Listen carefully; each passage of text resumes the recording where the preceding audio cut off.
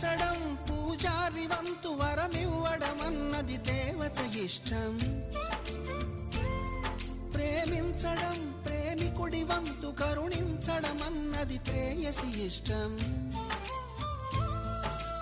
ఎందువల్ల నిన్ను ప్రేమించిందో చిన్ని మనసుకే తెలియదుగా, నిన్ను మరవడం జరగదుగా. ఎందువల్ల నువ్వు కాదన్నావో ఎదురు ప్రశ్నలే వేయనుగా, ఎదురు చూపులే ఆపనుగా. ఏనాటికో ఒకనాటికి నీ ప్రేమ సాధిస్తా. నిన్ను చూడాలని ఉన్నా,